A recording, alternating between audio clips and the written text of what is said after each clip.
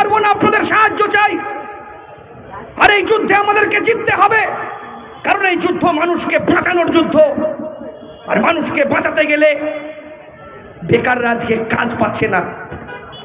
আজকে পশ্চিমবাংলার অভ্যন্তরে ছাত্ররা শিক্ষার অধিকার হারিয়ে ফেলছে।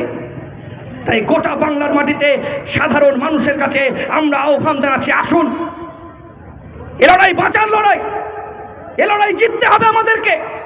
তাই জেতার লড়াইয়ে লড়তে গেলে বামপন্থীরা ছাড়া বিকল্প কোনো পশ্চিমবাংলায় রাস্তা নেই।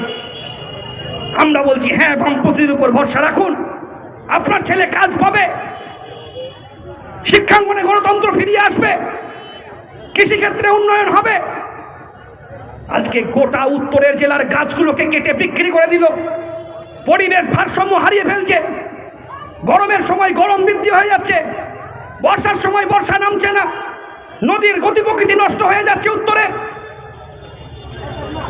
হাজার হাজার জায়গা থেকে বালি তুলে বিক্রি করে দিচ্ছে তৃণমূলের কয়েকটা দালালরা, পাথর কেটে বিক্রি করে দিচ্ছে, জঙ্গল কেটে সাফ করে দিচ্ছে। আর সেই টাকা নিয়ে তৃণমূলের দালালরা, কয়েকটা জেলা পরিষদের মেম্বাররা, কয়েকটা এমপিরা, কয়েকটা এমএলএরা বড় বড় রাজপ্রাসাদ তৈরি করছেন কার টাকায়। কৈফিয়ত দিতে হবে পশ্চিমবাংলার জনগণ, আলিপুরদুয়ার জেলার জনগণ। আজ না হয় কাল তাদের কাছে কৈফিয়ত নেবে। যে বড় বড় বাড়িগুলো তৈরি করেছেন সামান্য জেলা পরিষদের মেম্বার, যার বিড়ি কেনার টাকা ছিল না, বড় বড় বিল্ডিং তৈরি করছেন। মনে রাখবেন, প্রতিটি বিল্ডিং এর বালির দানায় রয়েছে আমার গরিব মানুষের রক্ত ঘাম, প্রতিটি ইটের ফাঁকে রয়েছে আমার গরিব খেটে খাওয়া মেহনতি মানুষের রক্ত। হিসাব জনগণ নেবে।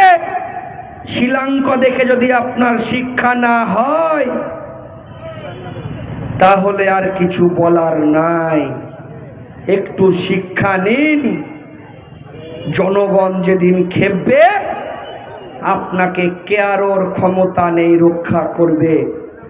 পুলিশ তো দূরের কথা, দিদিমণি নিজের ভাইপোকেই রক্ষা করতে পারবে না, অনুব্রতকে রক্ষা করতে পারেনি, যিনি বাঘে আর গরুকে নাকি এক ঘাটে জল খাওয়াতেন।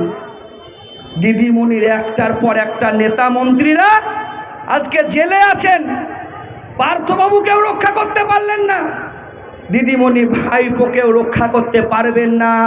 আমরা বলে যাচ্ছি, এখানে আগামী দিনে প্রমাণ হবে।